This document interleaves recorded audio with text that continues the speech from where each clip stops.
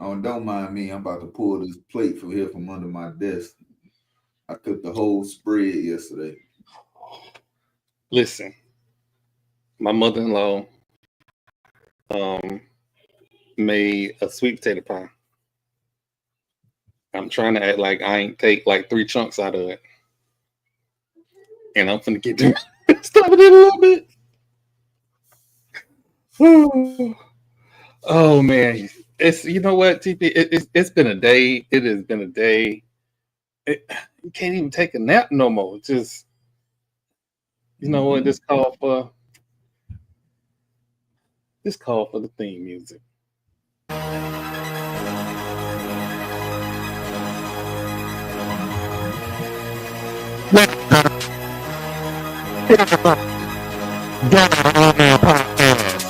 Myself, Marlo is on the way. Marlo is on the way. Oh man, that sounded terrible, Troy. Never use that mic that close again. Don't do that. Don't do that. Oh, that sounded terrible. Oh man, I had to take my audio. You know, I'm too geeked up. It's too much going on today. Too much going on. Like this, from Christmas Eve to the day. Oh man, like it was no chill. It was no chill. No chill in HBCU space. No chill in the NFL. No chill in the NBA. Like my Knicks got me ready to start telling lies. Like oh man, it's been 40 points from Mikal Bridges. 40. I ain't worried about the Boston Celtics. I'm worried about whoever come out the West. That's what I'm worried about. I ain't worried about the Boston Celtics no more. I don't even see them. No more. 81 points from 3 players. 81. Are we sure Tibbs is coaching offense? Because all signs point to no. Because I keep telling you, Troy, the key to a good offense is a great defense. The amount of those 81 points, I think 46 to 50 of them were scored in transition. If I'm not mistaken, I don't know the exact stat sheet, but when they were showing the overhead, it was a high percentage of those points came off of defensive stops. Man, the defensive stops. My center getting rebounds. My center dominating the paint. And we shooting mid-range jumpers. And we shoot threes. Now, to be fair, the threes wasn't falling. But when you have 2 players that can go inside the 3-point line, oh my God. Like, if you are a New York Knicks fan, you cannot help but be happy. Ain't no way you can help and be happy. So I'm a little happy. I ain't even gonna lie to you. I'm a little happy. Whew. That being said, I got the big light today. Make sure I can be seen clearly. I want to make sure my words come out clear because it's a lot we got to talk about. I don't even know. You know what? Let's call Marlo. Let me make sure he getting in because I want to allow him the opportunity to speak his piece. For everybody that's here for the HBCU stuff, we're going to get to it. I got to get the HBCU guy here. I don't just want to be that guy without having the HBCU guy here. So let me get the HBCU guy here so we can get into all of this because, what a day. What a day. We can't talk HBCU sports without a big plate of mac and cheese. Baked mac and cheese. Amen. Ooh.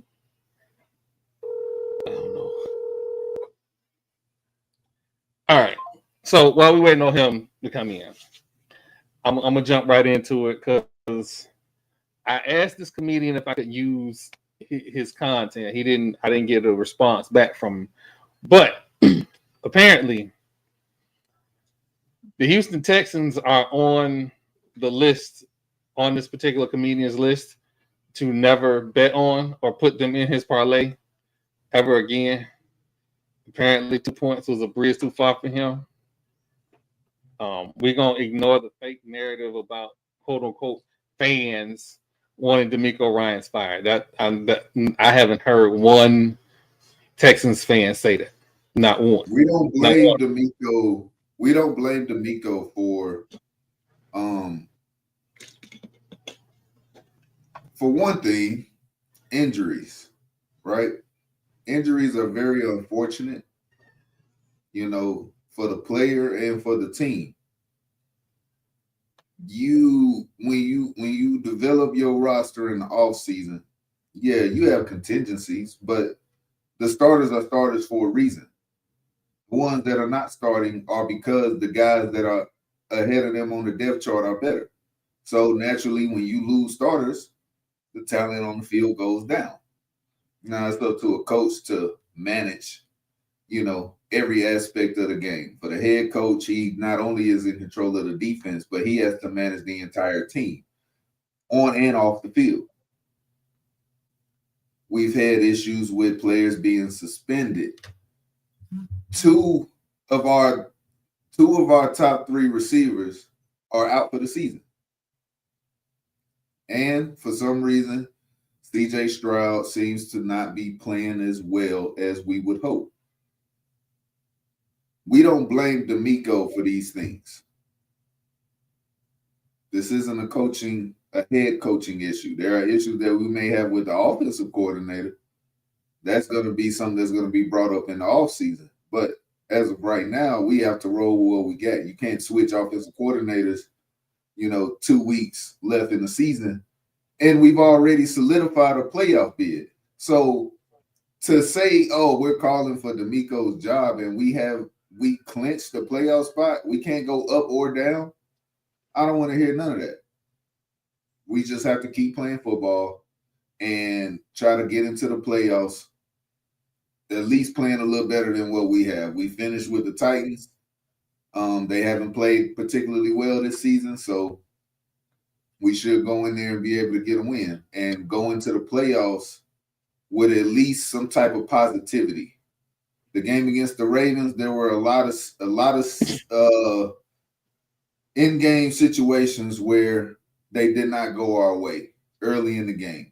31-2 does not tell the whole story because there were many opportunities for us to put points on the board in the first half that we just ended up not doing, i.e. penalties, mistakes, what have you. We can't do that in the playoffs. I think everybody understands that. I think everybody knows that. It's just about execution. Can we execute our game plan in the playoffs? We have one of the top defenses in the country. We should be able to compete with whoever comes to Houston for the wild card playoff game. So, no, D'Amico's job is not in question. And it won't be if we lose in the first round, if we lose the last game. Like, it doesn't matter. D'Amico is our guy. He's given us no reason to be calling for his head.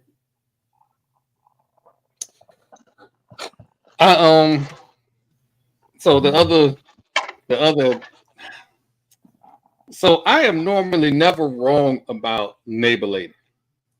And this season, I have been really wrong about him up until yesterday. Yesterday, Russ wanted to cook, and it got so bad that you had Hayward after the game saying that you can't have one guy doing his own thing and expect to win. That's the shot at your quarterback? I don't think so. Who? Because I think he was talking about. I don't know who. He was talking about Pickens not running routes. That's what I thought he was talking about. Breaking routes off. Well, because George Pickens is starting to give diva. Yeah, that wasn't a good look on his part. Like he running incomplete routes, like routes that wasn't even close to being. He get bumped and he stopped the route because he knew the ball wasn't coming to him. Mm-hmm. Like that's just bad business. And I tell you what, Mike Tomlin got him in the office right now.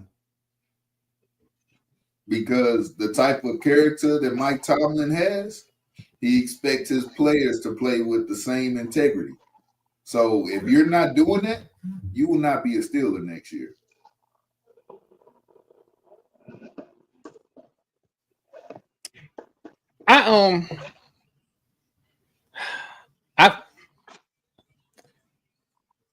I feel like, and if those interceptions were not attributed to Russell Wilson, then that's fine.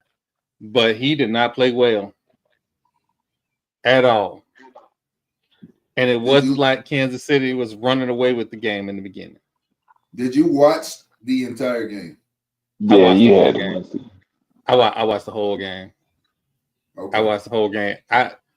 This is why I watched the whole game, right? It was so many narratives that was in that game that were for people that wasn't even playing that game. First place in the division was on the line.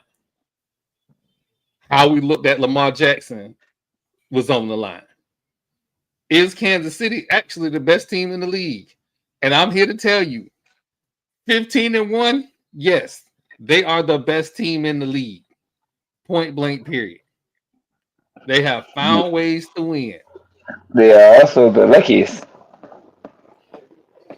I heard it. Bro, that 15-1 got about 4 asterisks next to it. At least 4. At least 4. I was once told that luck is preparation meets opportunity. That's what I told luck was. What about class by the refs? What is that? Where do we classify that in this round? I can't listen. 15-1 is 15-1. They're the best team in the league. Somebody got to beat them. I mean, somebody got to beat them. But I'm telling you, some asterisks next to them 15 wins. I know. All I know is this: they like a total of 10 plays away from being 10-5 or 10-6. I am normally not a riverboat gambler when it comes to NFL football. If I got a 2-point lead on Patrick Mahomes and it's 3rd down on my 20 and it's a minute and some change left, I'm going for it. Because if I give that man the ball back, it's going to be a problem. Yeah. I don't care what defense you got. He don't care. He threw a bomb to a dude I ain't never heard of. Some just random white guy off the street. He threw him a bomb. I'm like, wait, that ain't even the speed guy. Why is he going deep? It didn't matter. He don't care. He don't care.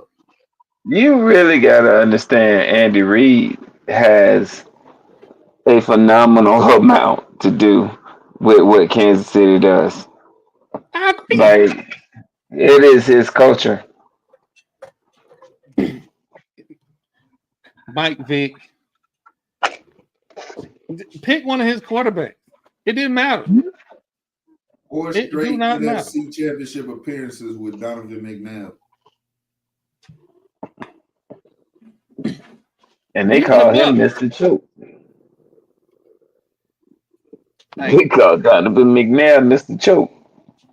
I mean, hey, if it looked like a duck, it quacked like a duck, I'm gonna call it a duck. So you mean to tell me that Andy Reid was the greatest coach of all time, and we ain't know it because he ain't have the right quarterback? No, I wouldn't even say that. He's the greatest coach of all times because Philadelphia is got to be shooting themselves for letting him get away. They forced that man out of there. The only way he would have been leaving is with a trade. I think the problem was he didn't win the big one, and you can only get to the NFC Championship game so many times, and then you finally get to the Super Bowl, and then you lose it. I get it. They had to play the Patriots, but you're expected to bring home some type of hardware after so many opportunities. Because then we start to ask the question: is it the team or is it the coach? Now, fast forward 15 years, he now has more Super Bowls than the Eagles by itself. And we're looking at possibly the greatest offensive head coach we've ever seen. And I use that word because Bill Belichick is still the greatest head coach of all time, and he was a defense guy. So shout out to Bill Belichick. Separate column, a whole separate column for coaches, if you're offensive minded or you're defensive minded. I mean, Bill Belichick has, both. He's the greatest coach of all time, but Andy Reid is the greatest offensive head coach of all time right now. I'm gonna say this. Shout out Bill Walsh. No disrespect. Bill Walsh, Bill Belichick.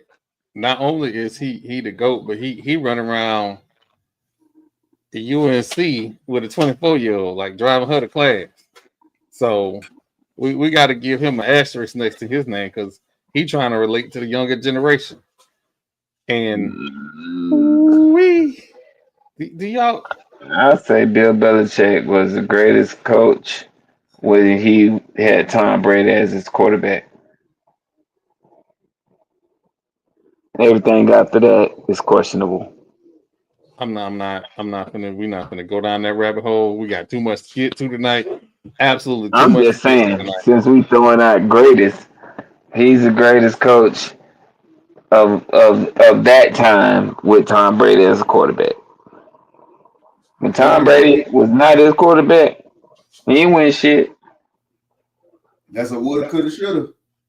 There's a lot of coaches we can say that if Joe Montana wasn't, quarterback of the 49ers back in the day, would they have Super Bowls?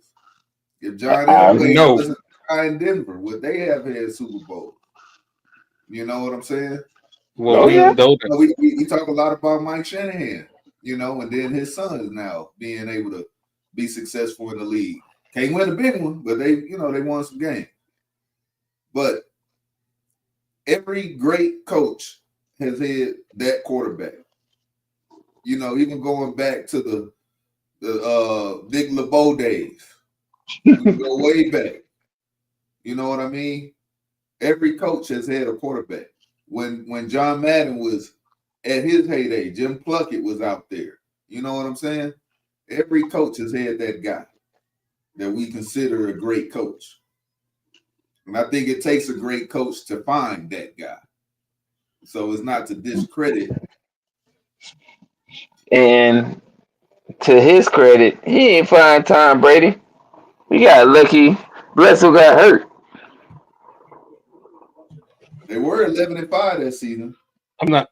We just. You know what? I'm gonna get us back on track. I'm gonna get us back on track because otherwise we'll go down that. We'll go right down the hole because he was winning without Drew Bledsoe, and then the year that Tom Brady blew out his knee opening day, they still had a winning record. I mean, they lost, but they had won 11 games. It just happened to be a really, really tough year in the AFC East. They had Pornstar Jimmy as a quarterback. We gotta get back on track because we got an AFC game that determined the AFC North and also changed the MVP narrative. Because God darn it, I'm sick and tired of the mothership running around here parading Rex Ryan, parading all these pasty white dudes around here hollering about, oh, Josh Allen is the MVP. He can do so many things. Also, I'm gonna go ahead and include a couple of brothers in there who was saying that foolishness too. That's all well and fine. However, as of this weekend, Mike Vick, I'm sorry, I got Mike Vick on the brain. Lamar Jackson leads in every statistical quarterback category. I don't want to hear it. Stats don't matter. They matter, but they don't. He won his division. Okay. He's leading in every statistical category. And we have acknowledged that unlike that, they both need to get it done in the postseason. And if we're putting resumes side by side, Lamar Jackson is the MVP. Probably. You ain't get no argument from here. But he's not going to win it. I'm a realist. The fact that he's won 2 MVPs and 0 Super Bowls is going to be the reason he doesn't win the MVP this year. It is that stat. It is that stat that matters because they both have outstanding numbers. Here's another stat. The Bills have 2 more wins than the Ravens. That is another stat that matters. Even though the Ravens own the head-to-head, I get that. Before you even go there. But to give somebody a 3rd MVP who has yet to win a Super Bowl, some feel is irresponsible. So y'all gonna penalize him for Aaron Rodgers. Let him win a Super Bowl this year and then have these same type of numbers next year, matched with Josh Allen having the same numbers. They would give it to him based on the fact that he has the other hardware. Because you keep giving somebody individual accolades and they've yet to win the team award. Because you probably are the MVP. You are the most dominant player in the sport of football right now. There is not one person more dominant than Lamar Jackson. But the team award has not been secured. Therefore, Josh Allen will win your MVP this year. Josh Allen winning the MVP. It's like Gino Toretta winning the Heisman.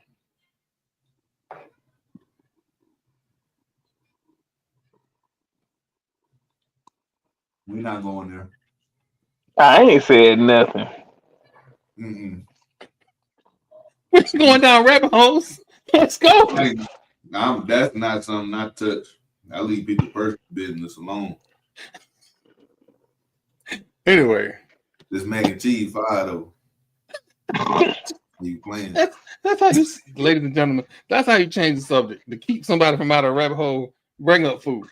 So some HBCU news that started off a whole avalanche.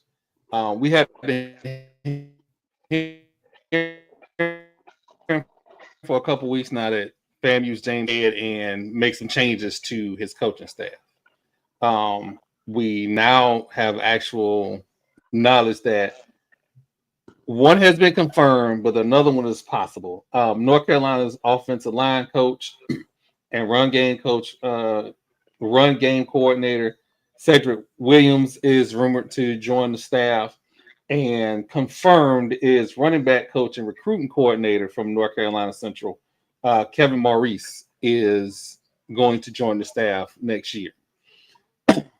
With everything that happened last year, we haven't seen offensive coordinator, which I'm guessing maybe the quarterback coach is going to be the offensive coordinator. I won't speculate any further than that until those actual announcements are made. And announcements, by the way, probably haven't been made because they've been on vacation.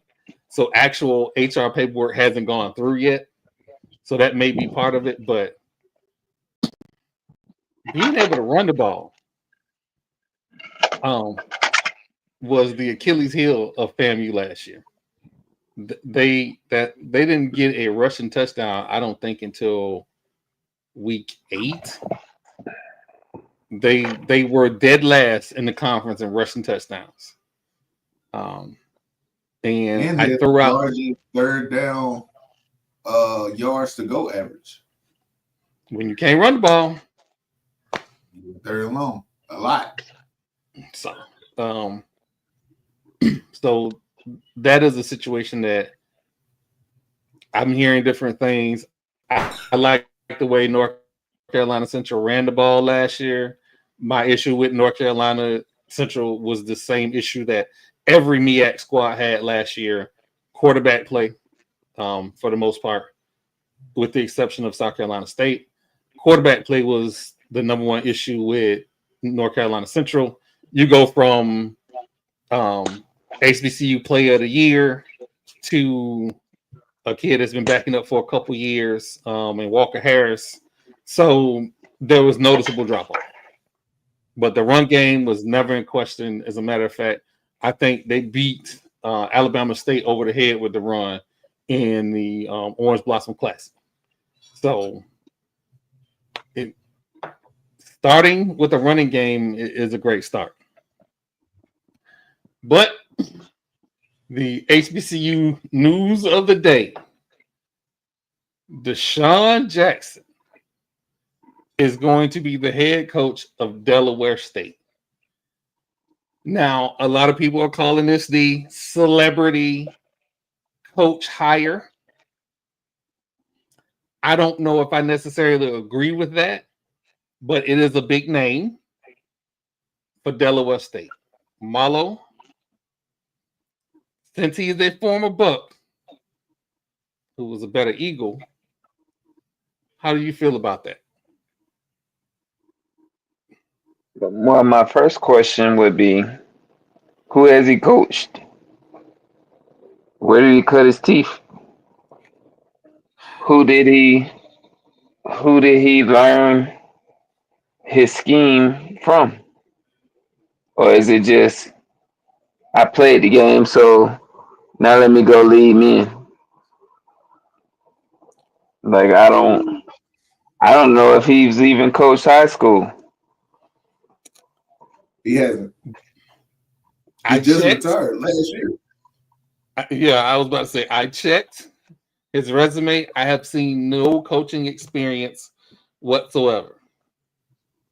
So, in the immortal words of TP, if it walked like a duck, quack like a duck, I ain't finna call it no hole. Like, it couldn't have been nothing but a celebrity hire.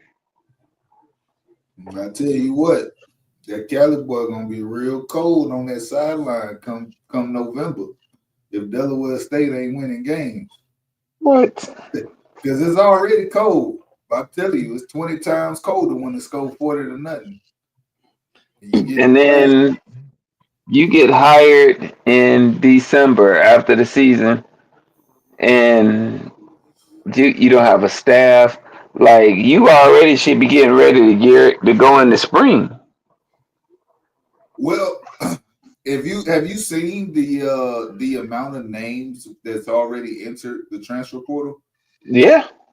I think this is the right time to hire. You hire before the new year, because if you want to take advantage of the transfer portal, you want to get the head guy in place. Does that necessarily mean they're gonna win? The man ain't coached. He ain't coached. So hold on. Let's give some context real quick. There are, with the 1 year eligibility rule for JUCO players, there is estimated to be 7,000 plus, and I think it's upwards to 8,000, so close to 8,000 players that are going to be in the FCS portal, right? If that is the case, and I'm saying this about every coach, not just Desean Jackson, as long as those players are in the transfer portal, you can sign them anytime, but they have to be already in the transfer portal by the 28th, if I'm not mistaken. So, yeah, but he has an opportunity to pick up players, but so does everybody else. It's still going to come down to coaching.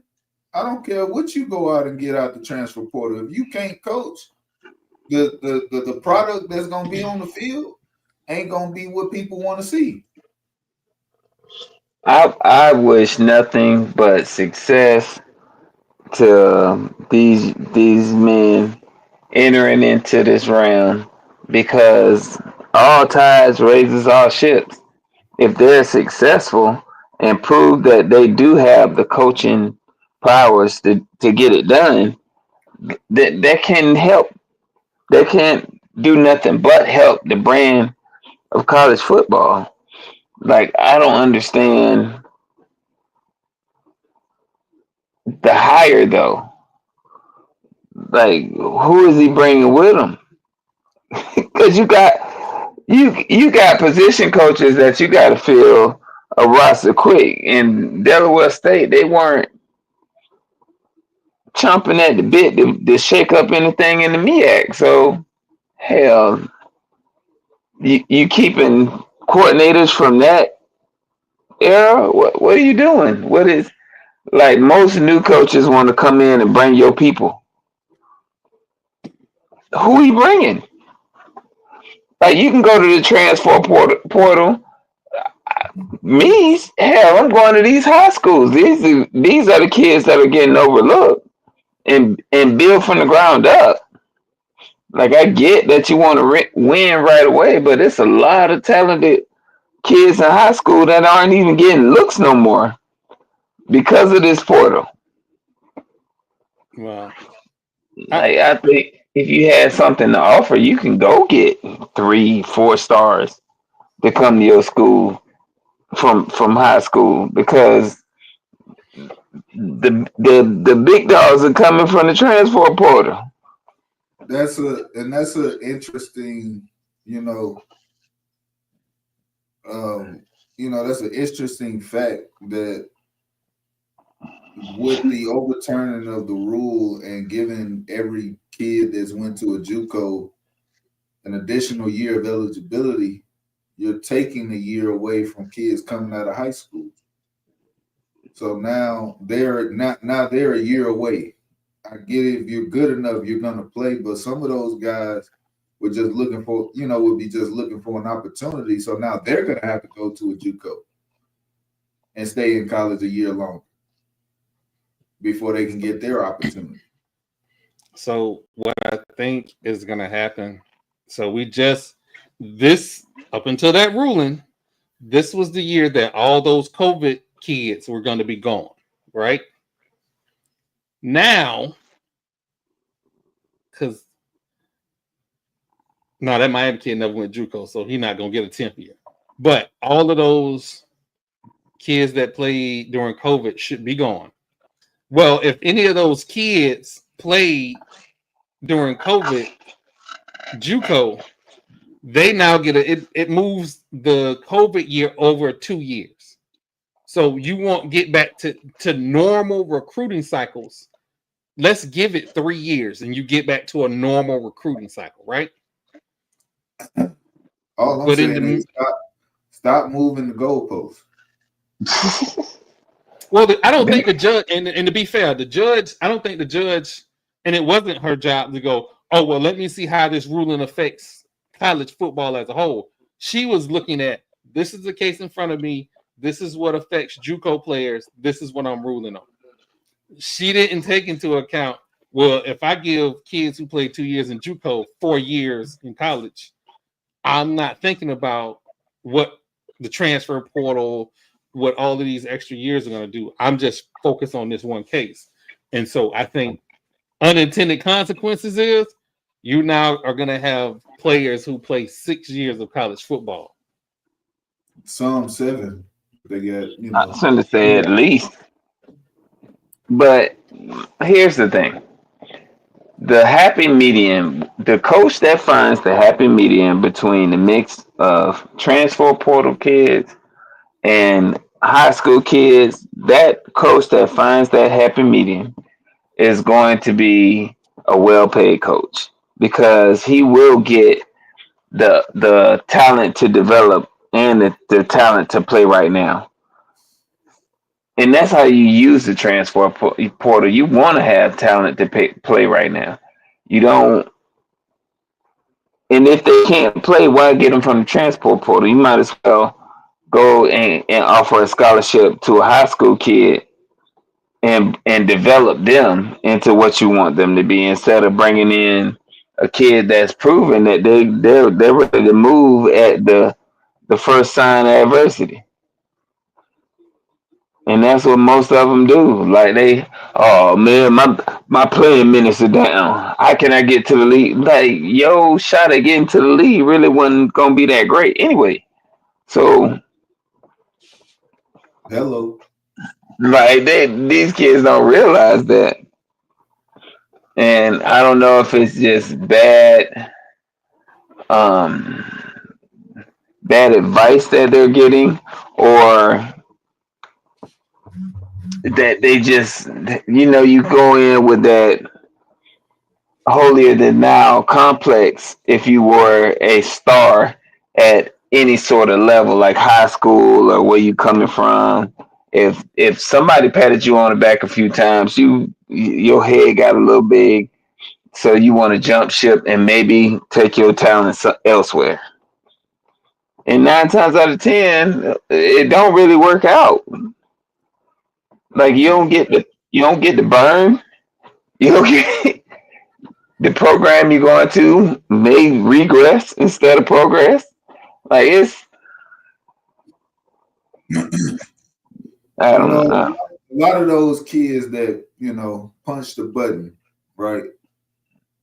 You got to ask yourself, am I adding any level of improvement to the team I'm going to? Mm-hmm. My improvement. Otherwise, you are just doing it for yourself. And I get it. We do have to have this level of self-preservation, because there are players that are talented enough to go to other teams and start. Yeah. And I applaud them when they're able to do that. There's one guy that I know Troy still don't like, but he did it. And he did it before this whole portal thing. When Russell Wilson transferred to Wisconsin. That Yeah. was me. Hold on. Well, let's not spin that narrative. Hold on. I'm gonna go ahead and be fair to Russ. When he was at North Carolina State, he got ran out of North Carolina State. The That's head what I'm football saying, coach, though. yeah. That's So when he was, that's the type of situation I'm talking about. yeah, there are Where kids that it get makes run out. sense. Yeah, when it makes sense for the player to leave, not just, oh, I'm crying sour grapes, I'm out of here. There are scenarios, and Russell made Wisconsin a contender when he went over there. He made that team better. So I'll give you a real world right now example. So Florida State just hired an offensive coordinator that prefers mobile quarterbacks. Why we got a top 100 2025 quarterback right now on the roster? Well, one just transferred to Mississippi State because he also is not a dual threat quarterback. But that's what we got. So you already know what's going to happen. He's going to be at Florida State for a year. And if they make the playoffs, because if they'll make the playoffs, You talking about Florida State? Florida State. Me and a whole bunch of people going to be on one. But if they don't make the playoffs, then it's going to be uprising, because you got players that do not fit your system that you claim to want to run right now that you recruited on the roster. So I got a question. Yeah. And this is about Florida State and this playoff thing you just said. I said what I said. They went 2-11. And they went 13-1 the year before. I don't have no excuses. Yeah, the one game they lost was a bowl game where they lost by 30 plus. Okay. And then after that, they proceeded to lose probably by a combined margin of maybe, what was that, 18 points a game? Probably 22. It's something silly. And that team that we just talked about just then is gonna go from 2-11 to playoffs in a year. When you have unrealistic failure, unrealistic expectations are put on you. crazier things have happened, and we've seen with the way the transfer portal works that a team can go from 2 wins to 10. It can happen. And in the ACC, right now, Cam Ward is leaving. That leaves a void, near the top of the ACC. But I think with Cade Klubnik coming back to Clemson, I think Clemson runs away with the ACC, and I don't even think it's close. I think Florida State can compete if they can get the right pieces, but Mike Norvell still can't coach his way out of a brown paper bag. And that has been a good coach for a long time. As much as we talk about him, he has been a good coach, and he has not always had the most elite talent on that team, but he's been able to get it done. And now he's going into Cade Klubnik's senior year, a very prolific passer, the only quarterback that actually gave my Longhorns a run for their money. This is the first, all season. Even when we played Carson Beck, we was on Carson Beck's head the entire game. I feel like the only reason we lost the SEC championship game is because we knocked Carson Beck out. No, leave him in. We was ready for him. We weren't ready for this little short dude running around making plays with his leg. But, to my point, Clemson is the class of the ACC. I don't think the Hurricanes are going to be right back at the top, because how many times did Cam Ward have to bail them out when that defense was absolutely non-existent? The running game was non-existent. The offensive line wasn't blocked. Cam Ward did more than I think anybody could have done with that team. I don't think there's another quarterback in college football that would have won as many games as he did with that Hurricane team. So with him being gone, the Hurricanes, they 8 wins total max. I give them 8 wins. I'm going to take this moment and not take a shot at Miami. I want everybody to see me not taking a shot at Miami.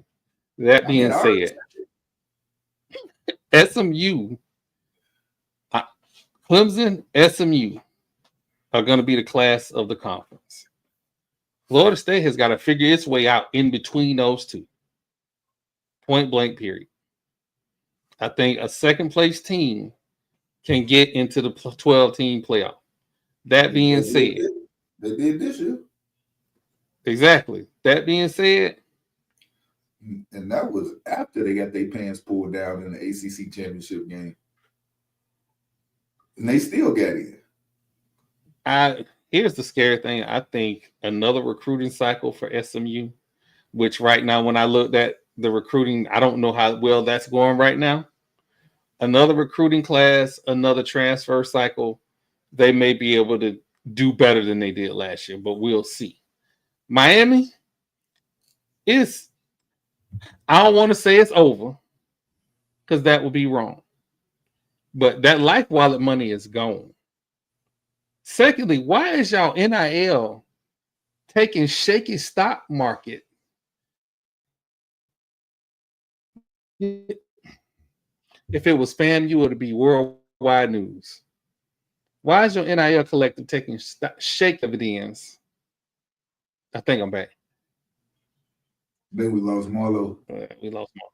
Yeah, we lost Marlo. Okay. I'm not sure why that NIL collective was taking shaky stock dividends. It makes no sense to me whatsoever. But if it had been FAMU, it would have been national news. The fact that it is Miami's NIL collective, you get some jokes from some people in the know, like myself and my podcast mates, about, Life Wallet really ain't that safe. But that's it. This is a big thing. The Life Wallet situation is so big. TP, let me ask you a question. If a basketball player in the middle of the season, before December is over, announced to the world that he is no longer going to play basketball because it is not fun for him at Miami because he's not getting the money that he wants, what would happen? Crucified. Crucifixion by media.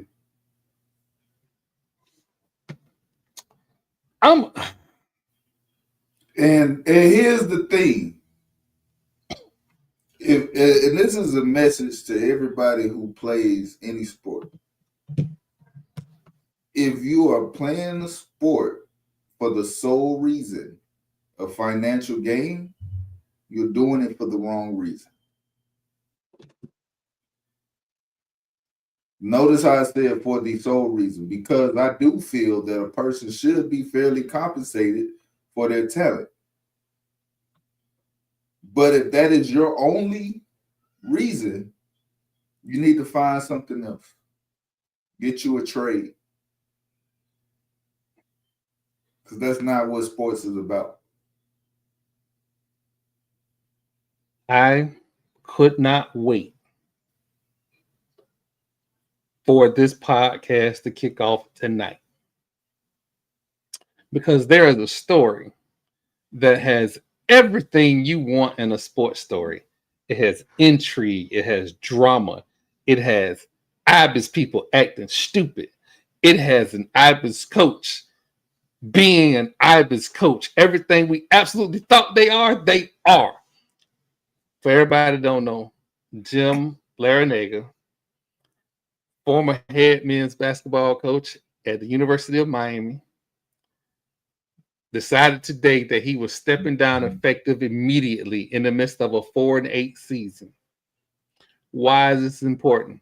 Because he got on the podium and said it's not fun for him anymore because of NIL and transfer portal. After last season, after 18 months ago when they were in the Final Four, when transfer portal and NIL all kicked off, he said he had 8 players enter the transfer portal, and he asked them, like, what was the reason for them transferring? And he said they were transferring because they could get money elsewhere. What is missing in the context of that? 18 months ago, Life Wallet stock went into the absolute shitter. So you know what Jim can't do? Jim can't offer money like a Duke can. Jim can't offer money like a Florida State can. Jim can't offer money like a Georgia Tech, North Carolina State. As much as y'all see the glitz and glamour in Miami, that is not Coral Gables. The University of Miami is a private institution. They are robbing Peter to pay Paul to play big-time college athletics. Don't get it wrong. They got more money than the average. Don't get that twisted. But the extra NIL money that they can ask for when they still got research projects and all this other stuff going on, it ain't that. Mm-hmm. So when your head basketball coach know that money ain't coming in no time, and he getting his head split in because he don't have the players. And 18 months ago, he had the players. He ready to go. Want to know why? Because he quit. These coaches are telling you every day they get up here and say these players are bad. All they want is money. All they want to do is transfer. They're terrible kids. No, they have bad leadership. Why? Because you knew going in when you recruited the current group you got now, hey, we ain't going to be that good, but we're going to make it work. We've seen good coaches, and for all intents and purposes, he came from a mid-major, taking nobodies to Final Fours or Elite Eights. And he went to a Final Four in Miami, but he had players. So when you have that as your backdrop, stop telling me about these kids is greedy. Stop telling me about these kids don't want to work. You have to do the work to make sure that you have NIL, to make sure that you are getting the boosters on board. That is part of the job. You don't just get to show up and go X's and O's. It's never been that way. It's always been, I need to get money from the boosters, back to where you had to go to the bag men, back to when the drug dealers and Luke Campbell was in Miami giving money, all of that. Stop telling me about these kids, man. I'm sick of it. I'm absolutely sick of it. If you can coach, you can coach. Period. Coaching is not just X's and O's. It is a whole profession. If it wasn't, you would not be getting the big money. Period.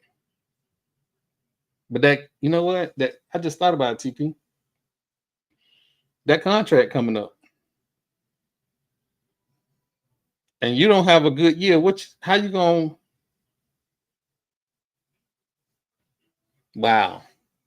So I'm gonna give you my 2 cents on that whole situation. First of all, you abandon your team. You quit on the kids that did stay. What does that say about you as a person? That it's okay to quit. So now every kid in that locker room has it in their mind that it's okay to quit. It's okay to run from adversity. We don't hit adversity head on. Is it his fault that they lost their monetary backing from from Life Wallet? No, that's not his fault. But you still have to do your job. Your job is to coach the players that are there. And if they left just for money, bye. That's not the type of people I want on my team anyway. So what type of character are we trying to instill in these kids?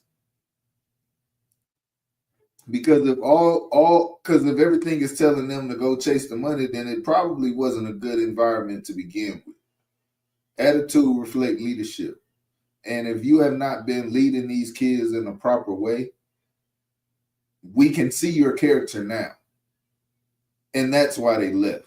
Because they saw it before we could. But you got on stage in front of the whole world and quit on your team. So sour grapes, we ain't got money. I can't recruit. All they want is money. Don't blame the player because you just did the same thing. If this isn't the pot calling the kettle black, I don't know what is. This is hypocrisy at the highest level and good riddance. I just feel bad for the kids that are still there because now we got to piece together what bit of a season that we have, and the season just started. It's December. You knew this back in the summer. The players that are on that team been there since June. Like, please stop. Please stop. And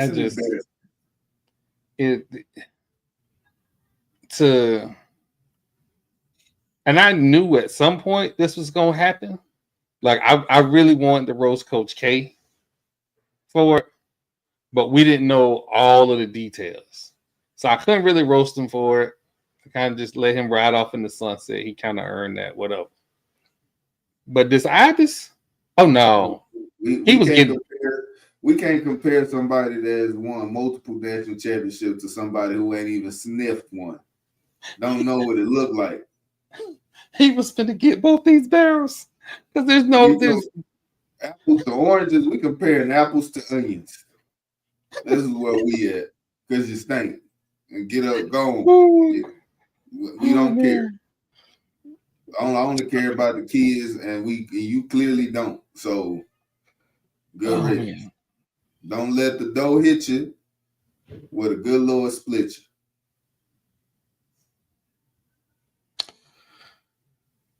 Oh man. Oh God.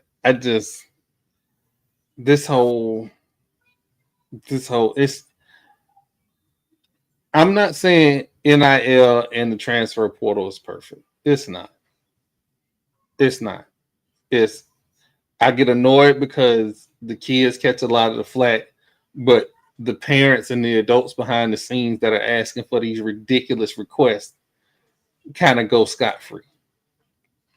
So I probably stick up for the kids a little too hard. It's a couple of them I'm looking at them sideways like, really? But for the most part, like I see every day the kids working to like get to that next level. And And but that was my point. If you are working hard because you love the sport and you want to be good at it, and you are not being justly treated, go find somewhere that you will be justly treated and well compensated. There are a lot of opportunities in today's college football for young men to get their family out of poverty. Because there are a lot of kids that they come from poverty and their escape is sports. But they also do it because they love the game. Because in order to be great at something, you must love what you do. You can be okay at it, you can be pretty good, but if you want to be great at something, it has to be something that you love, because your heart says a lot about you when you're on that field, on that court. And it shows. And that's what's going to get you paid.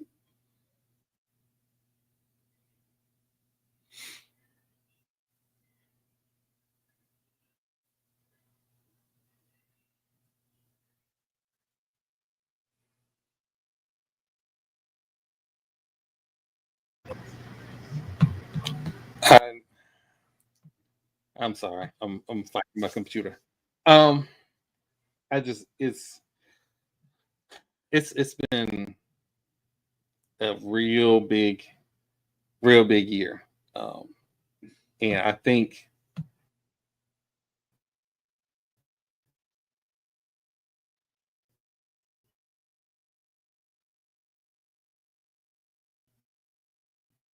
from my perspective, this at year else. Um, so you know, I just I'm hoping I'm hoping for the best. Let's just put it like that. We get this transfer portal worked out. Can you hear me? TP? Yeah, I can hear you now. Yeah, I got some screen message on the screen. You kind of All keep right, we're gonna freezing a little bit, take a but quick little break. Okay, yeah, it's we're gonna take a quick break.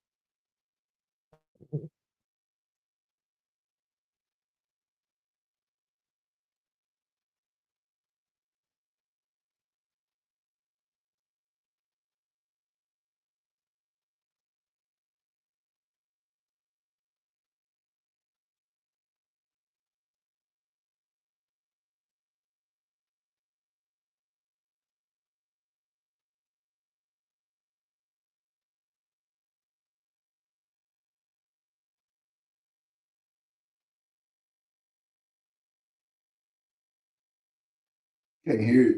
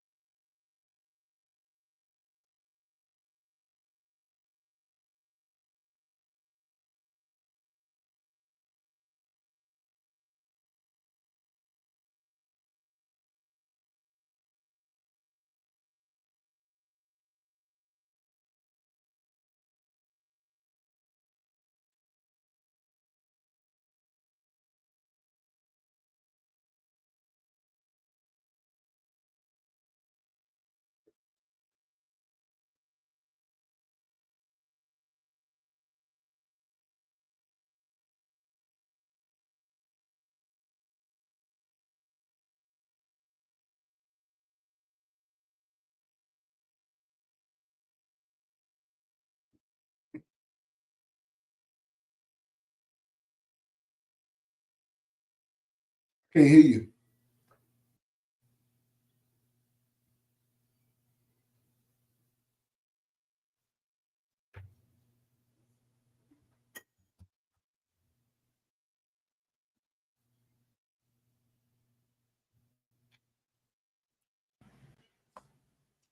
Can you hear me now? Yeah, I can hear you now. I couldn't hear none of that video either. I was trying to tell you, I don't think you could hear me. Yeah, okay, that's crazy. I'm gonna have to cut that out. Sorry about that, y'all. I'll add that video in after once we do the recut.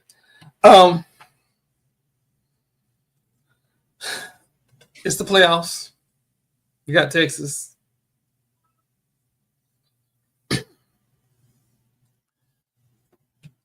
I'm gonna ask you first, TP. What's your outlook on the game? What's my outlook? Put pressure on their run game. What's your outlook on it? Put pressure on their run game. Force their quarterback to be a drop back passer. And then we just get after him while we establish the run early and often.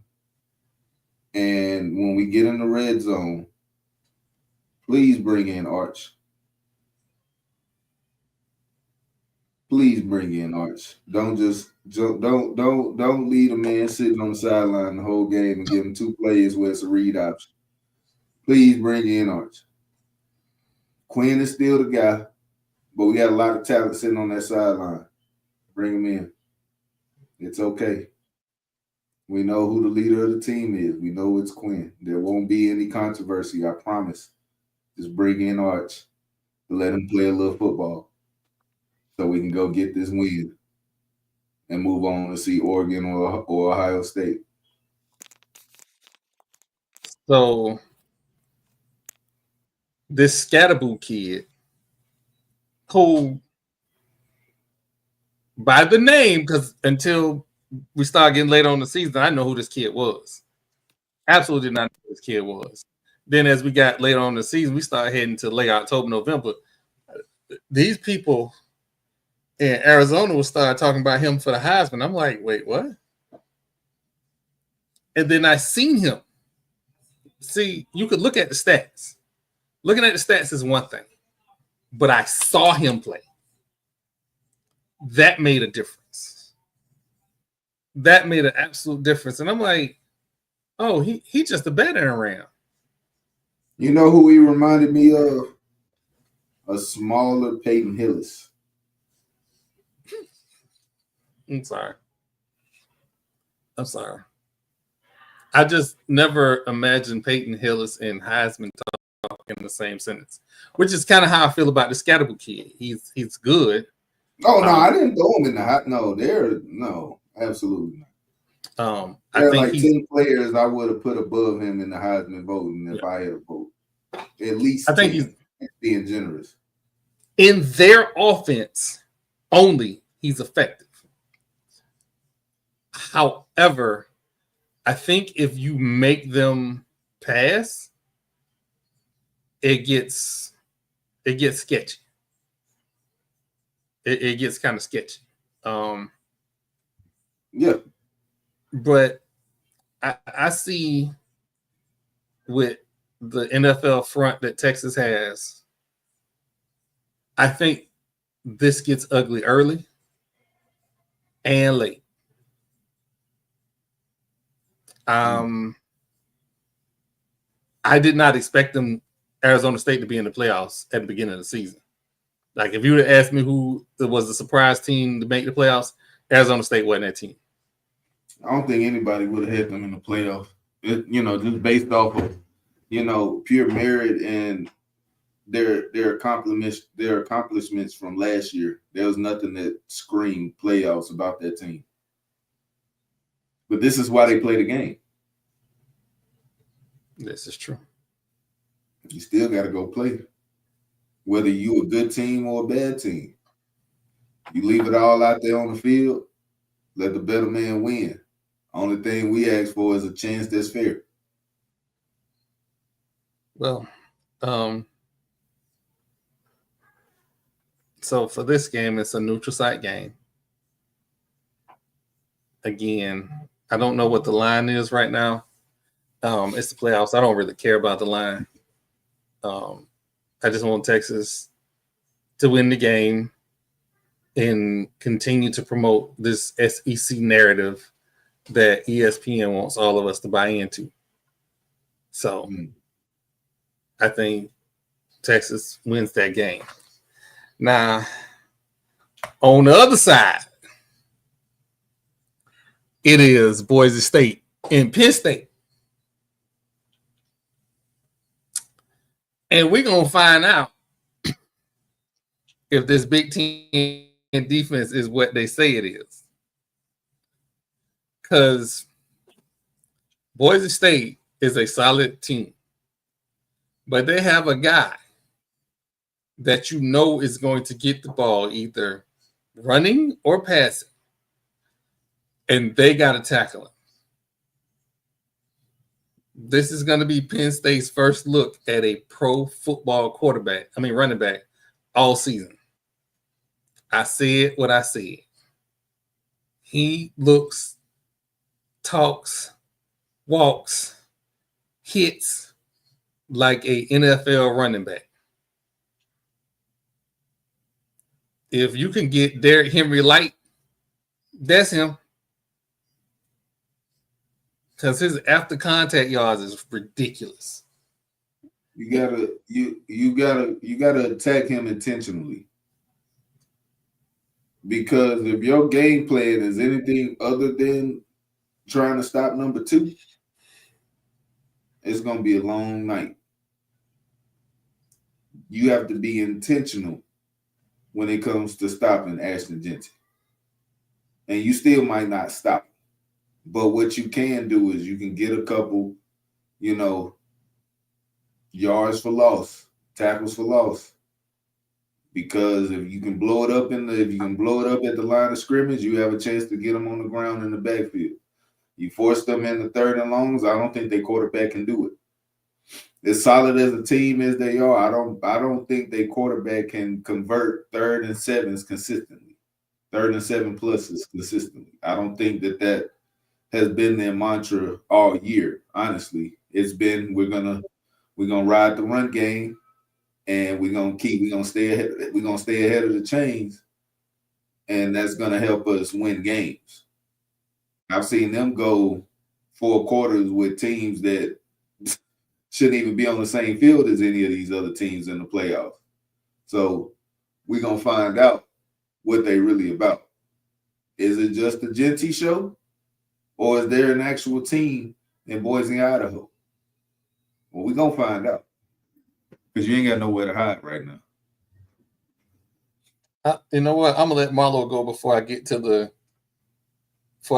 James Franklin narrative.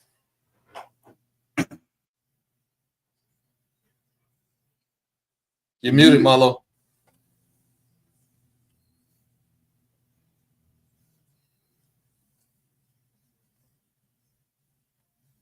That ain't me. The throw the hands up.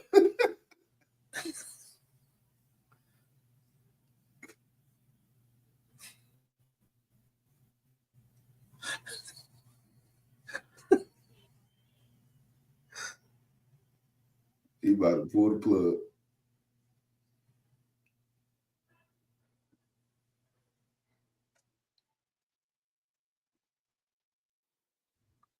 Well, hit your setting. There you go. Yeah, we can hear you. I ain't do it. I didn't even hit mute. Know how to I'm trying not to cuss, but it's cuss-worthy moments that just keep pulling me back in. Yo, when old folks get frustrated with technology is one of the funniest things. Oh man. I ain't even touched that shit.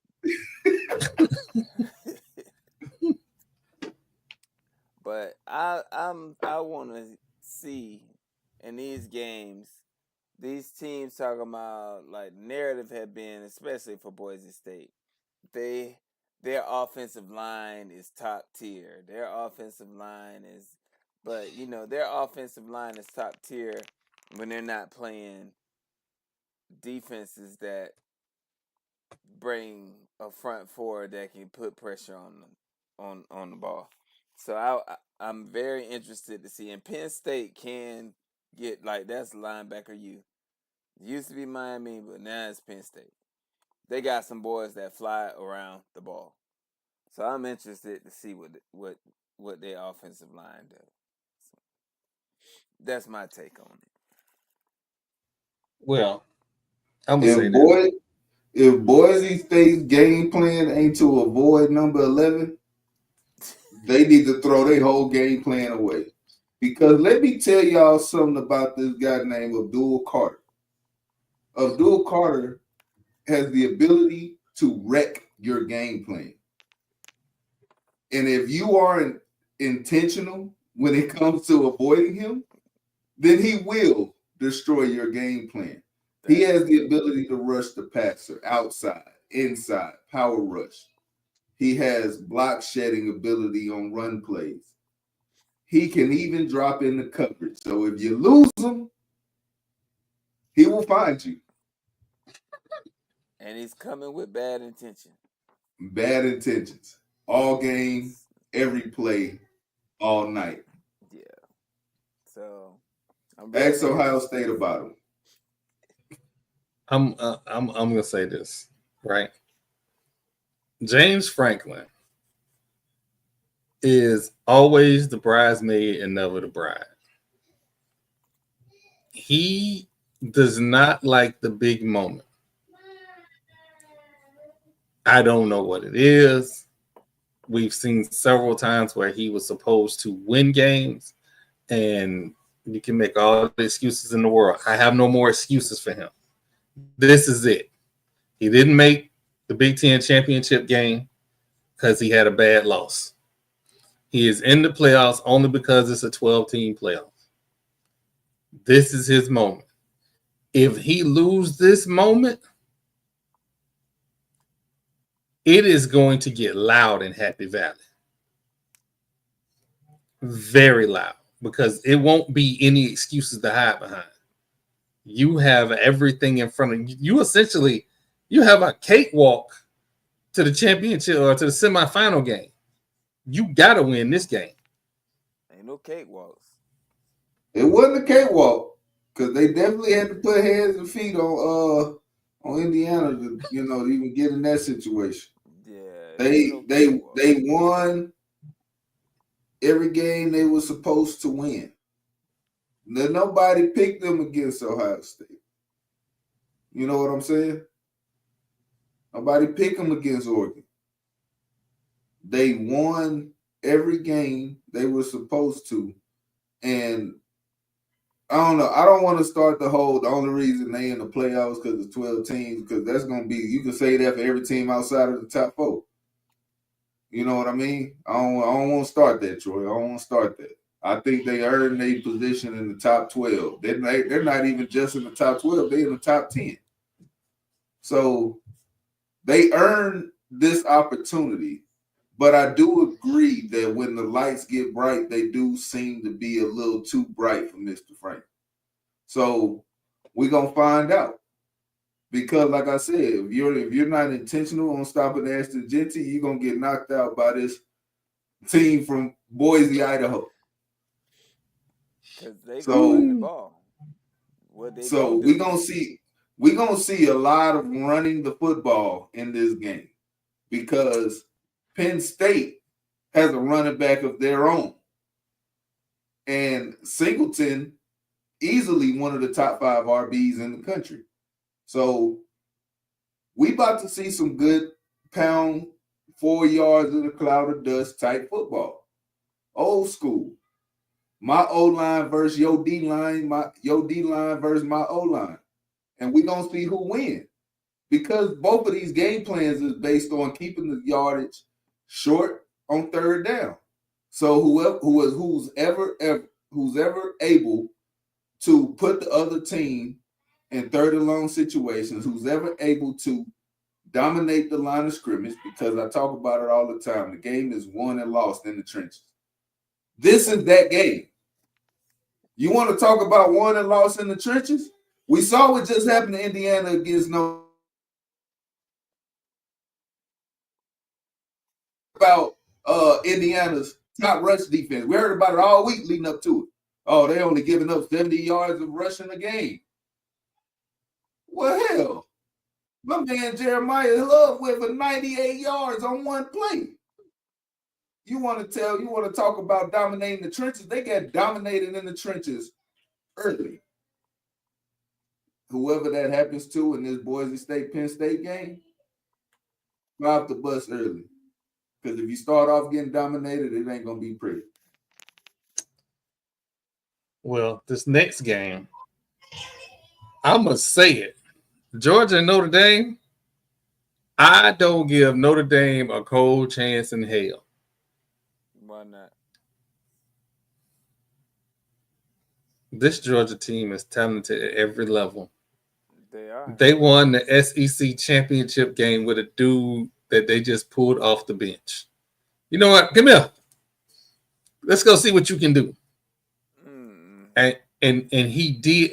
Hell, he did the damn thing.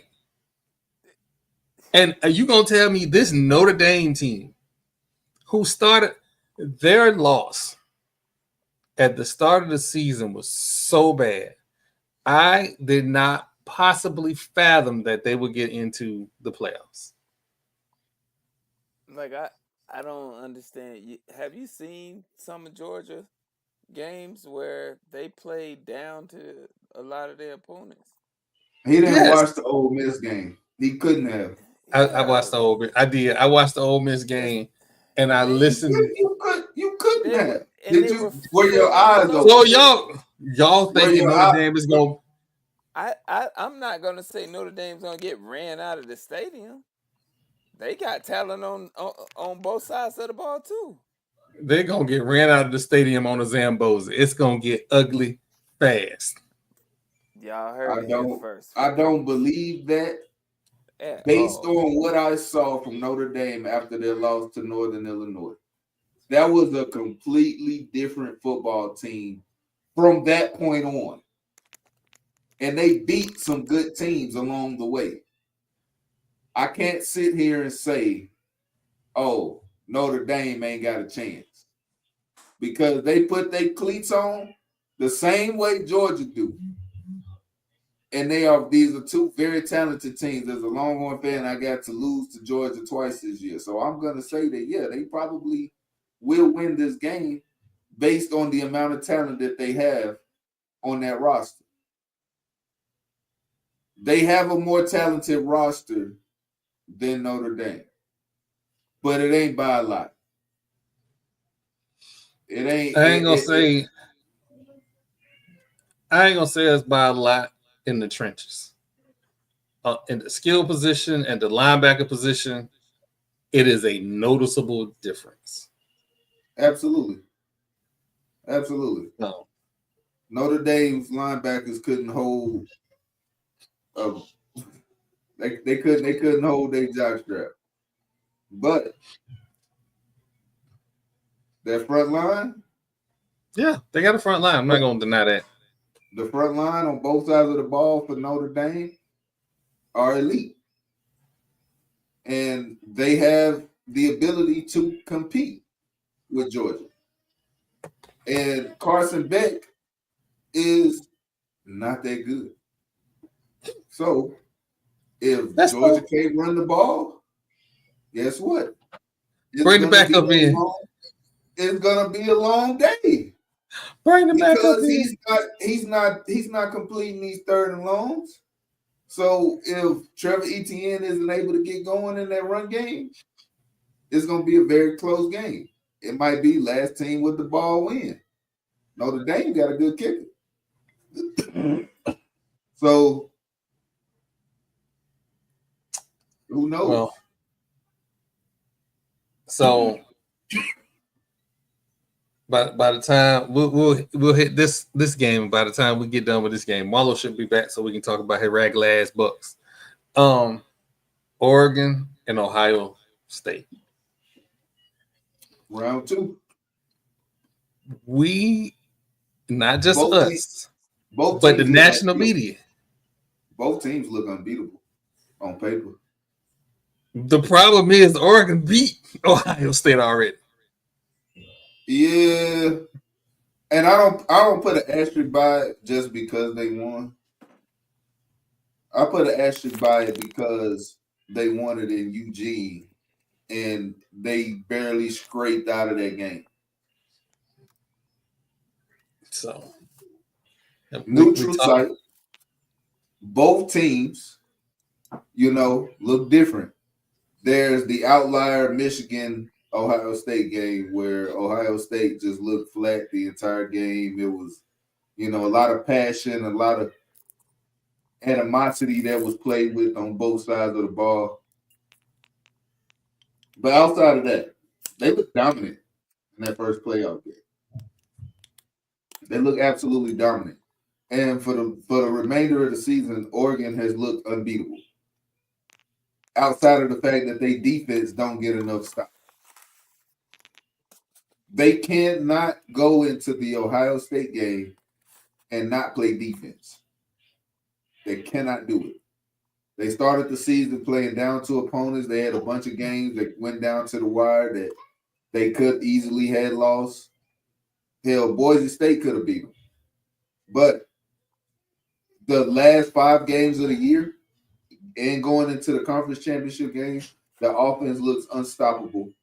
And they get their 1 or 2 stops a game and cruise control to the end. That won't be able to happen against Ohio State. It's gonna have to be foot on the gas the entire game, and their defense is gonna have to play. Y'all can't take tonight off. Somebody give me a chart.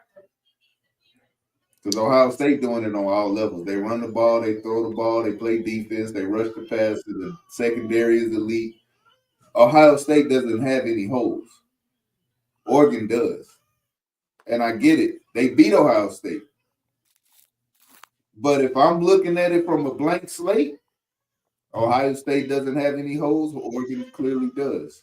So we play it out on the field and we see who come out on top. I'm giving it to Ohio State. I think Ohio State gets them in the rematch. It's hard to beat a team twice. No, you won't get no argument from me. All them wars we had with that school down 75. But and some important things happened this weekend in the NFL, or the past weekend in the NFL, that we talked about it, but kind of not.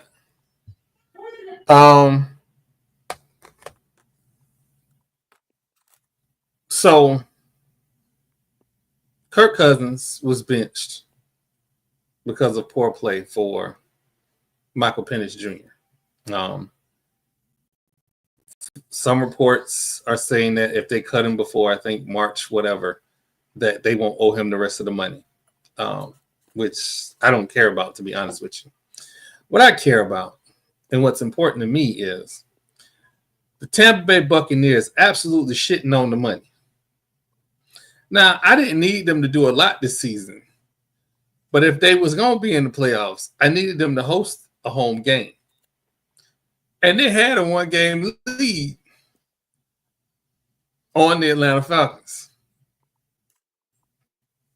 And something that I absolutely could not fathom is the Bucs choked in November, December. And the Falcons did not. What am I missing, TP? You missing. Well, help me understand what happened. You're missing. Atlanta played the Giants, and we played the Cowboys.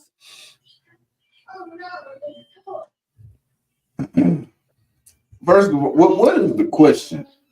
Are you asking me how is Atlanta in the playoff? Yes. Yes. They have a good roster. They felt at one point they will fall down drunk.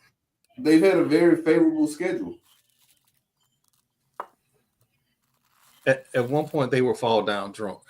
Like they couldn't get right. They should. And it was a quarterback. Yeah. Honestly, the move from Kirk Cousins should have happened sooner. Yeah. That man been playing with a whole lot of lofts his whole career and failed up and to failed the up multiple to the times. tune of $100 and something million. How you do that? The Buccaneers just they don't always show up. We know what they have. They just don't show up. They did not show up against Dallas. Dallas came out with clear intentions, and they were able to get a lead early. And Baker showed his law. That's his quarterback. That's his quarterback. Am I wrong, Marlo? No. I'm screaming at the TV the entirety of the whole time. Why are you holding the ball so long? Even though the line plays a lot better than they did in years past, you can't hold the ball for 5 seconds in the NFL. I don't know no quarterback that does that. Like there's opportunities to throw it away and play it and live to play another play. He sits back there. What the? I know he has to be driving the offensive coordinator absolutely insane. He has to be. Like, if I was the offensive coordinator, you come to the sideline, it's me and you. We got to go to the tent. Because there's some shit you got to explain to me. I know my play wasn't drawn to be a 5-second drop back. What are we doing here? Like, we practice it. I know you don't practice 5 seconds in practice. You get to the game and now you the new Baker. Man, you don't set your ass down. Yeah. So yeah, Baker did not play very well. But I wouldn't put the whole loss on Baker. Our defense looked like poop. Going to the medical tent. It's crazy. They did not run the ball on us. But our secondary was like, here, first downs over here. For people who ain't did shit all season catching passes. The fuck is they doing? I digress. I think our schedule is way favorable than Atlanta going in. So I'm not worried about us having a tied record. They play the Vikings this week. I want to see them put up 34 points on the Vikings and hold the Vikings to a goose egg. Let's see that happen. The Vikings are still playing for a number 1 seed. Exactly.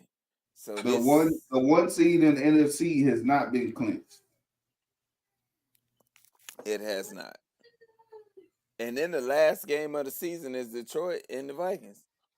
So this all gas, no brakes. Ain't nobody resting the players. Ain't nobody doing none of that. All right. So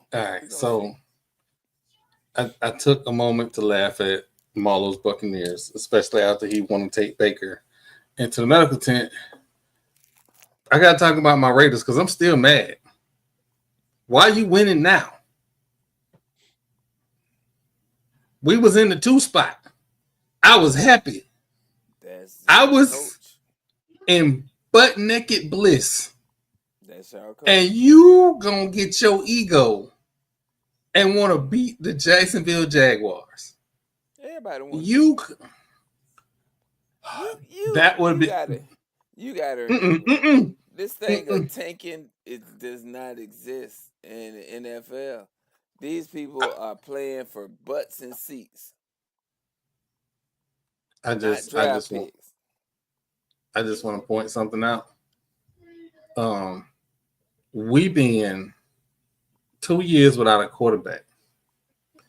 and by my head coach deciding, I want to play hard today against the Jacksonville Jaguars, we may not get a generational quarterback for another 10 years. And I'm not saying that Shador is generational. I don't know that yet. What I do know is he is better than the current crop of quarterbacks that we do have.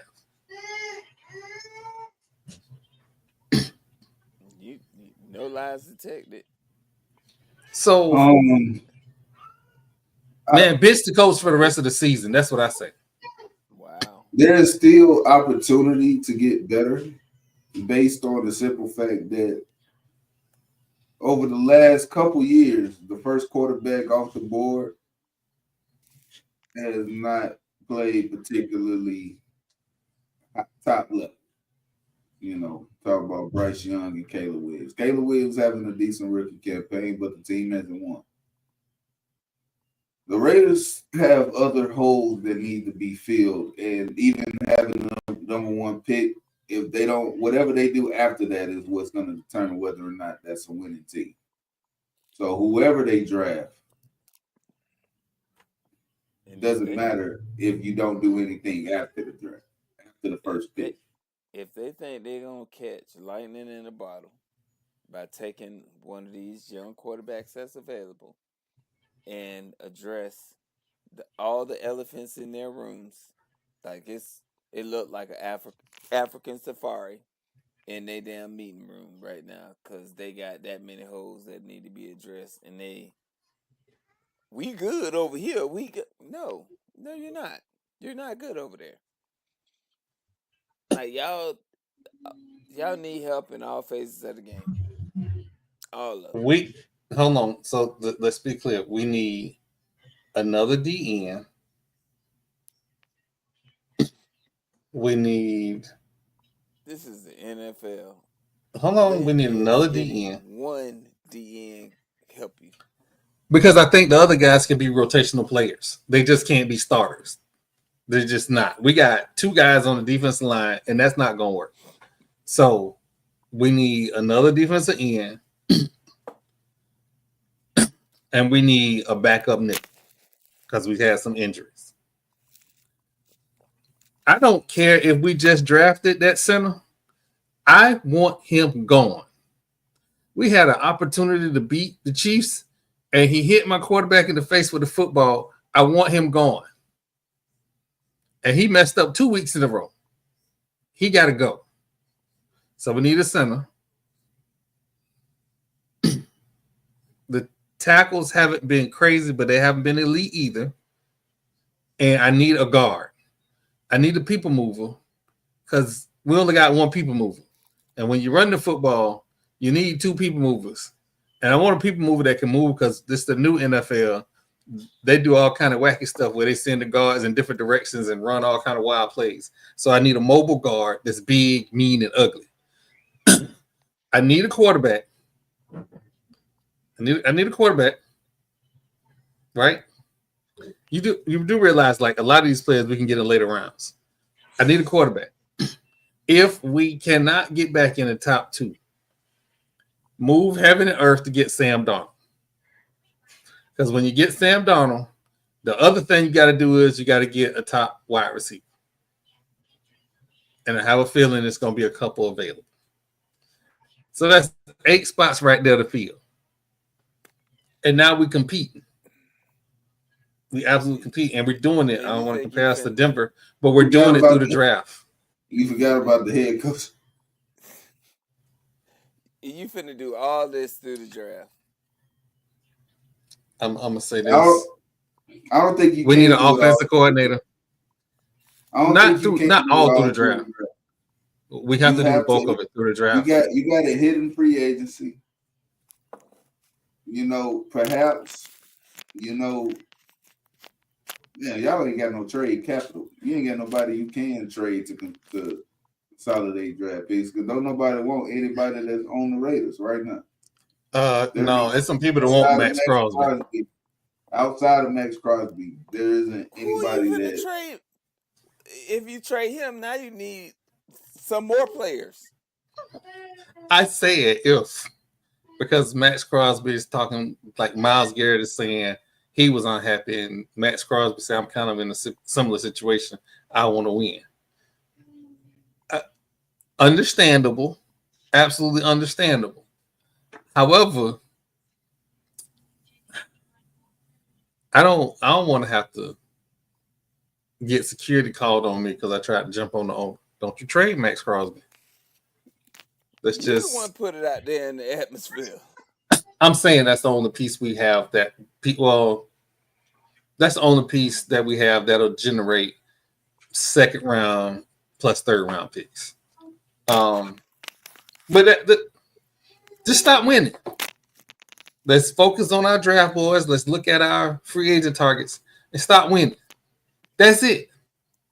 If you gotta take the head coach to Tahiti and tie him up for a few weeks, do what you need to do to finish out the season strong so we can be in good draft position. It is absolutely disgusting that the New York Giants is going to have the number one pick again, and they're going to blow it again. Not if they draft Shador.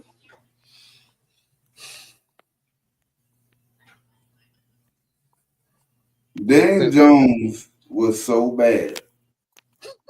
They can only go up from there. They released him. Marlon, do you remember early in this year when I said Daniel Jones will not be the starter of the Giants by the end of the year? I wasn't wrong. No, hell, I agree. And again, I'm starting to put it together.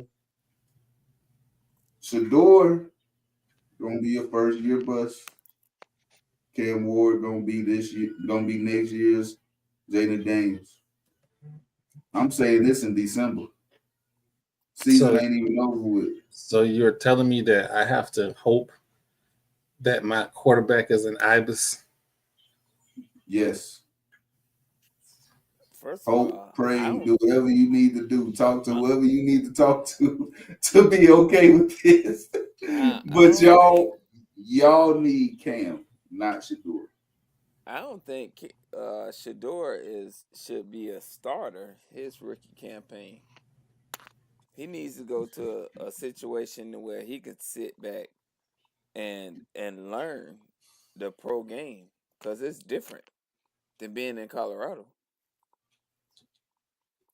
Like it's way different. Maybe that Sam Darnold move is not a bad situation, regardless of who we draft at quarterback. Trying to make sure I got it. Bring a Brinks truck. $100 million for Sam Darnold, and Aaron Rodgers is thinking up the league. Mm-hmm. Imagine that. Imagine that. What people don't understand is Father Time is undefeated. That is true. Time is undefeated. Also, drug abuse is undefeated. Well, we don't know what kind of drugs he's taking. Nobody has a clue. Oh, he told us. He told us drug abuse. He told us the drug. He told us he exactly where he go and what he go do. So, don't get me wrong. I'm not feeling bad for banned by the NFL because they suspend your ass if it's on the list.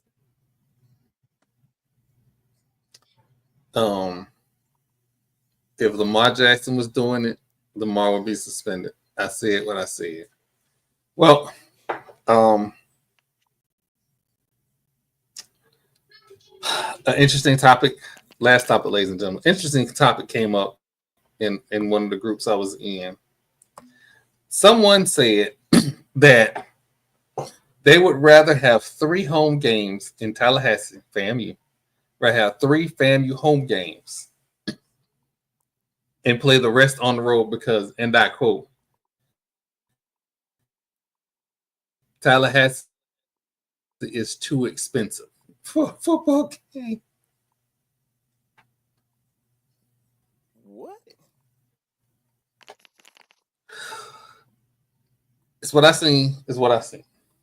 So, Marlo, I'm going to ask you.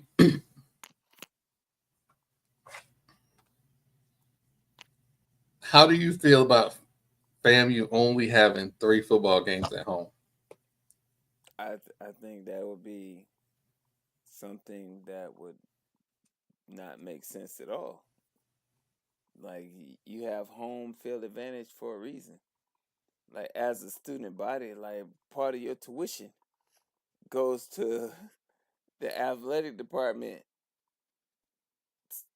I I wouldn't want to have to travel, and I'm at school anyway to go to no damn game. That don't even make sense.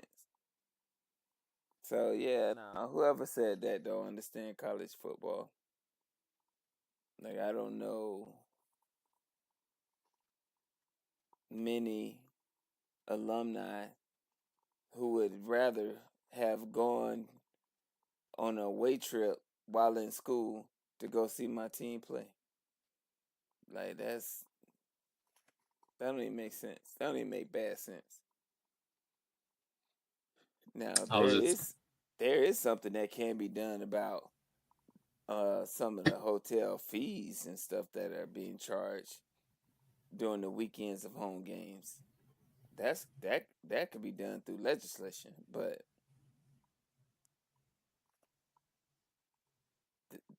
you got they say the squeaky wheel gets the oil. Doing it in a damn chat, what is that gonna do? Make phone calls. well. They gonna I think it's too would expensive. I, as a person who finds deals readily, I can't agree with that. Mm-mm. And you know, we was in Tallahassee at the same time Florida State was playing in Tallahassee. Mm-hmm. Absolutely gotta love technology. Um, but right now, I don't. FAMU needs to get as many home games as possible, unless there's a net $1 million payday. Anything outside of that, no. Mm-mm. Mm-mm. But it has been an amazing, amazing week. Amazing things have happened. Another celebrity coach hire, like all these things going on in the sports world. I want to thank everybody for coming to the show. Before I get started with the parting takes, as always, like and subscribe. We are on every one of your social media platforms. So we had the NBA and the NFL on Christmas. And LeBron James, after his little win against Golden State, said that Christmas Day is the NBA's day. And I'm just going to say this. Football is like church. And when First Baptist decide to have choir rehearsal in your church, you just move. You 100% move. Because out of all the news and events that come out, football dominates the news cycle. It has always dominated the news cycle. And when it didn't, Jerry Jones did something to make sure it dominated the news cycle. So the NBA proclaiming Christmas Day as theirs, yeah, that ship has sailed. Christmas Day is no longer yours. This is now NFL. And as much as I love seeing my New York Knicks absolutely show out, Mikal Bridges scored 40 points. Big Cat doing his thing. I'm ready to tell lies. It is still NFL season until it is not. So until we see Kendrick Lamar get on that stage, it's still NFL season. But I digress. I'm not going to take a shot at Zion. He's doing that all by himself. Until next week, that's all I got. Malo. Well, it's a mighty poor dog that let another dog come in your yard, eat your food, use the bathroom on your yard, and you don't do nothing about it. Tampa Bay Buccaneers has an opportunity to win out the rest of this season at home. I will be in attendance to these games. I anticipate on winning both of these games in convincing fashion, getting ready for the playoffs. Because that's what we have to do to get to the playoffs. I don't expect them to go out there and lay no egg on offense or defense. We are home. We are at the crib. So when I go to the game, I will have my feet up. I will have, it will be water. It won't be beer. I will have something to quench my thirst. And with full anticipation on the Buccaneers being victorious. I ain't worried about no other teams. All we have to do is win out. We'll be in the playoffs. We'll have a home game. We'll do all of that. But if y'all don't, that blue tick got to pop up. And we got to take numbers on getting head up phase. I know I ain't threatening nobody. I'm just saying somebody gonna have to show some damn fight. And y'all could do it before the game. Y'all could do it at halftime. But y'all better be handling business. We got to do the pop-up. Actually, we might have to put two of them together because it might be a little bit of furniture moving in that motherfucker. So I just want y'all to understand my fandom. I'm going to be there cheering the loudest. I'm going to be there hoarse probably at the end of the game. But I will be there to exert some fight out of individuals that ain't ready to do that. So that's all I got for this week. Everybody be blessed. I will holler at y'all later. We ain't never get no credentials. The books are never. I said what I said. God damn it. TP. I'm gonna keep it short and sweet. Hope everybody's had a good, holiday season so far. Hope everybody had a great Christmas. Hope you got what you wanted. New year, new me. I know I'm gonna hear a lot of that from a lot of people. I'm just saying move with purpose going into 2025.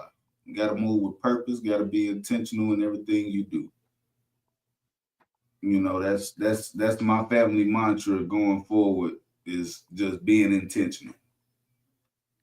With that being said, I need my Longhorns to be intentional in getting that ground game going early and often against Arizona State. Sorry, you did it right last game. 290 yards on the ground. That's how you establish dominance. Keep it going. I know you like to pass the ball. I know you like the fancy shit. Run the ball. Do what we know we can do. Don't go out there doing what you hope we can do. With that being said, Longhorns by a lot. Moving on. Let's go get us a natty. Natty or bust. That has to be the move. Natty or bust. We've had a great season so far. This ain't the time to try to reinvent the wheel. Let's just go out there and establish dominance on the ground. Establish dominance on the defensive side of the ball in the trenches. Let that secondary do what they do best, and that's turn quarterbacks over. Did it better than every team in college football. So go Horns. And I'm still mad they leaving Bevo at home, but he gonna be well fed and he gonna be all right because we're gonna come back with a W. Go Horns.